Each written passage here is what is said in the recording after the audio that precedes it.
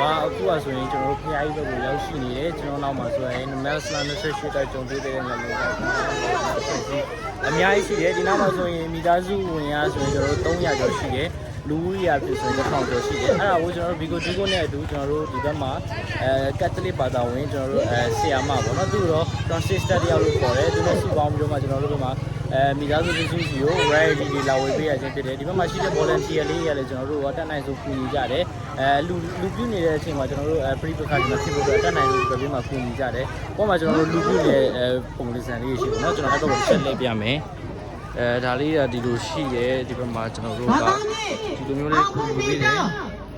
ဘောကမမြတ်မောမင်းသားတော်ချစ်စုမဒီလိုမျိုးလေးတွေပေါ့နော်ဒီဘက်မှာဒါ volunteer လေးတွေကျွန်တော်တို့တက်နိုင်ဆုံးကျွန်တော်တို့အလူရှင်တွေစိတ်ရှုပ်ထွေးမသွားရအောင်တက်နိုင်ဆုံးဒီလိုမျိုးလေးတွေကူညီပေးတယ်ပေါ့နော်ဒီမှာတော့အများကြီးပဲမေးပါငါကောင်းရတယ်ချစ်စုမကြဘောမဒါကတော့ဒီဘက်မှာတကယ်ခက်ခဲနေတဲ့တဲစုလေးပေါ့နော်ဒါဖျားကြီးဘက်မှာပါgreat ဘယ်နည်းလဲမောင်မဲရီဒီလိုမျိုးလေးပေါ့နော်အများကြီးပါပဲတကယ်ဟိုဦးဝင်းနေမရမလည်းကောင်းတယ်ကောင်းပြီ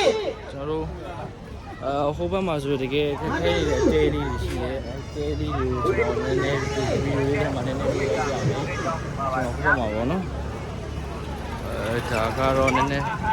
ခက်ခဲနေတဲ့တဲလေးပေါ့နော်ဒီမှာအဲ့လိုတဲလေးနဲ့သူထိုးပြီးနေရတဲ့အလျောက်ရှိတယ်ပေါ့နော်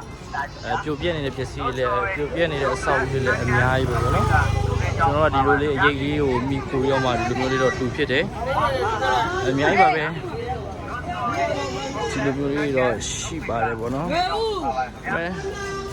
ကျွန်တော်အခုဗီဒီယိုလေးလည်းအချိန်ကြီးအများကြီးမြည်စီပါဘူးအတက်နိုင်ဆုံးတော့ဒီ record လေးဖန်ထားရုံလောက်ပါပဲအားလုံးလည်းဝမ်းမြောက်ကြမယ်လို့မျှော်လင့်ပါတယ်ကျွန်တော်နောက် fit တဲ့ဗီဒီယိုလေးမှာပဲပြန်တွေ့ကြမှာလို့